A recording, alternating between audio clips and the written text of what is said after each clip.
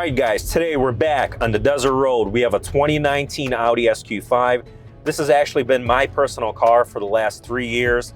I've put on approximately 40,000 miles. I've taken this on road trips, around town, and everything in between. This car has performed flawlessly over the last 3 years. I want to cover some of the things I like, dislike, and why I'm actually moving on from this car. So let's start.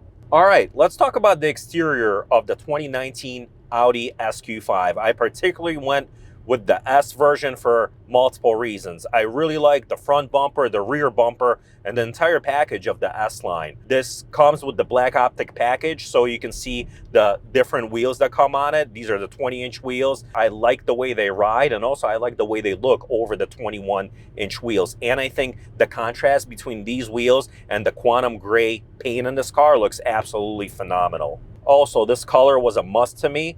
This was, I believe, it only came on the S cars, and this only started being available in 2019. So this is the first year this color is available on this car, and I think it looks marvelous. It suits the body really, really well, and I always get tons of compliments on this color all around. This car came with the Prestige package, so it's got the red brake calipers, right, the blackout window treatment, as well as air suspension. And what I like most about that air suspension, not only does the car ride great all around, but you can also raise it and lower it depending on the type of driving you're doing. Most of the time I have this car in the lowest setting. It does not ride rough or jerky at all. This air suspension performed flawlessly for me. All in all, it's been great. The other thing that I do need to mention is that Audi started going to this kind of exhaustless look in 2019. The exhausts are actually pointed down in this car, and as you can see by the rear bumper, it's just covered in this kind of nice bumper black trim accessory. Again, the pro of it is there's no exhaust tips, and it keeps the rear looking clean at all times. The con, obviously, again, to an enthusiast like myself and to others, you know, it's kind of a cheap play eliminating the exhaust or the exhaust tips in an enthusiast car. There's pros and cons to it, and overall I still think the rear on this car looks magnificent. All in all, I think this is a phenomenal spec, and one you don't see on the road daily all the time. All right, next we're going to discuss the interior of this car a little bit.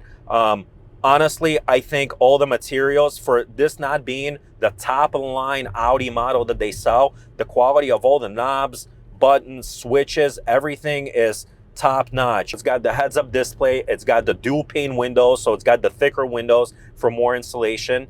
I love the carbon fiber trim in here, the AC controls, the fact that we still actually have physical buttons in this car, and none of the touchpad stuff Audi started putting into their newest models. It's got a nice, not overly large infotainment system that works really well. You still have the scroll wheel. In the 2019, they got rid of that in the newer models, and they went to a fully touchscreen infotainment. I really like the fact that here you still have the ability to not kind of clobber up this screen with your fingerprints, and you can do everything through physical buttons on here. So that's really great. I do like the digital display here. You can have everything from the navigation maps in here to your speedometer, tachometer. You can change the way this entire layout looks. The SQ5 also has a more sportier look to it than the base Q5. I really like this flat bottom steering wheel that Audi actually included in the S model of this car. You don't even have to go to the RS. I really like the way this wheel looks and fits inside the hand. It's literally the perfect size. The other thing I really like is when you open the door, the wheel raises. It's got an automatic tilt and telescopic wheel. I think a lot of cars in this segment leave that feature out. I think it's really important, and I really enjoy how easy it is to get in and out of the car with the wheel raising and lowering. One of the other things I wanted to mention is I do enjoy the Bang & Olufsen. I think it comes with the Premium Plus and the Prestige package. Their standard Bang & Olufsen system in here. It won't blow your mind, but it does a great job all around, and I believe almost every single trim of the SQ5 has that system in here. It's a good sound system. I've enjoyed it, and I haven't wished for anything different inside of this car. The interior also, I went with the heated and cooled seats in here. What you lose the quilted seats. I prefer having cooled seats, especially living in Arizona, and they work extremely, extremely well. The other thing that I'm really thankful that Audi did, they give you the dark black headliner. Many cars of the same gen or other ones come with a light headliner that I cannot stand. I really, really like this all black headliner.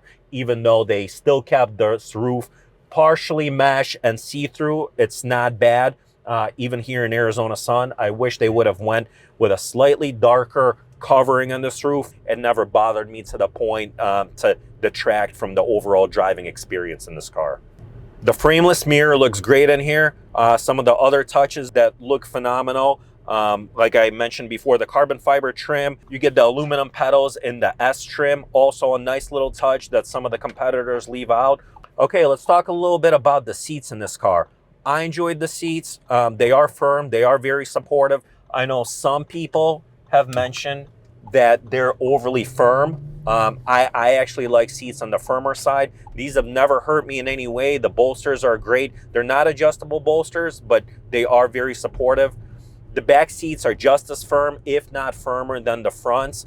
The back has adequate room, although with similar competitors, maybe even looking at the Volvo or some of the other cars, this Audi back seat is a bit on the smaller side. So make sure this fits your family's needs.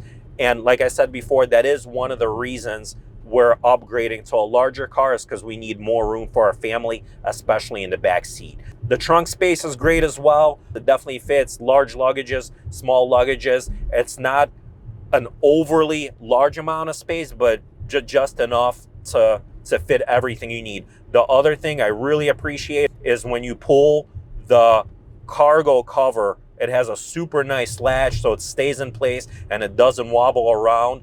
Other cars kind of overlook that fact, and I really like that every single thing in this Audi has been very, very thoroughly thought out, and it actually seems like there are some engineers working on each piece of this car before it gets brought to market.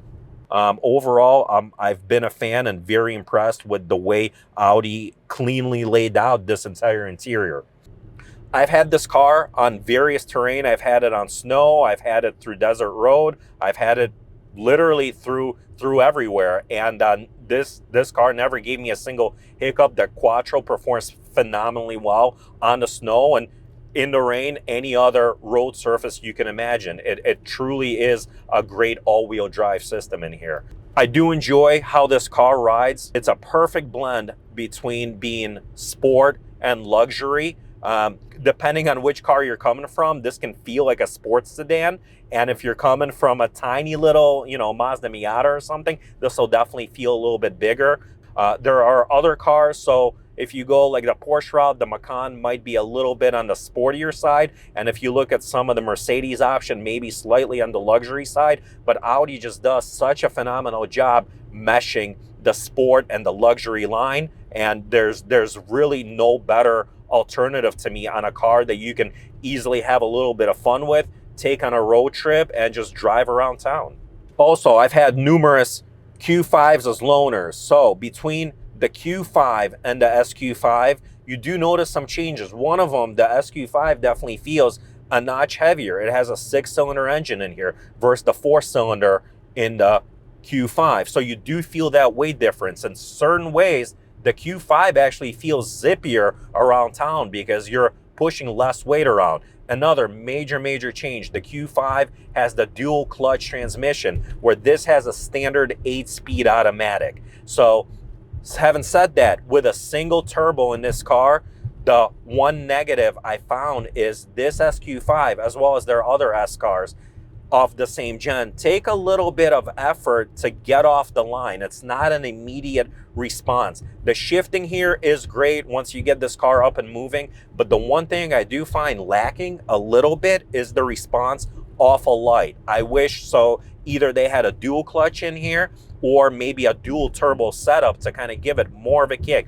Overall, it never bothered me to the extent to do something about it. And if you need a little extra oomph, you can always throw this. You can move it from standard drive to sport mode.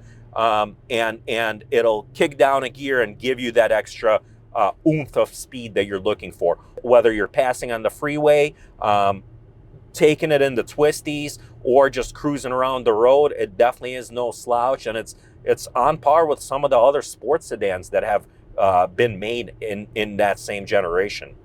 Okay, and then mentioning, last but not least, one of my biggest dislikes of this Audi SQ5 is the artificial exhaust hum that they pump into the cabin, right? So there's multiple settings. There's a comfort setting and a dynamic. On a dynamic, it's slightly louder. On a comfort setting, it virtually eliminates all the interior hum. It just still has this kind of like farty exhaust sound to the exhaust. It's not one of the better exhausts. I mean, it's hard to make a 6-cylinder sound good. It has, you know, some sound, so the enthusiasts will appreciate that. But to me, it's almost like if you can't have a great sound, I almost would rather have no sound probably. But again, this is just nitpicking. Overall, it gives you a little bit more of that enthusiast kick in the S trim. The basic Q5 eliminates there's zero exhaust sound in that car entirely. So this is something you will appreciate if you like a sportier ride that gives you a little bit more audio feedback. All right, wrapping up the review. I've had this car for nearly 40,000 miles. We are going to be getting rid of it soon. We're looking for a car that's slightly larger. We haven't had, in 3 years of owning this car, a single issue on this car. I think, again, that shows Audi's phenomenal quality and build quality to their products. I'm very, very impressed of how well this car has performed. It has never let me down in any way over any type of driving that I've done. So overall, a really, really well-built and well-made product. So I have nothing but praise on this all around. Guys, thanks for tuning in for another episode. We're happy to bring you this 2019 Audi SQ5. We hope you enjoy our content. Like and subscribe. And then until next time on the desert road.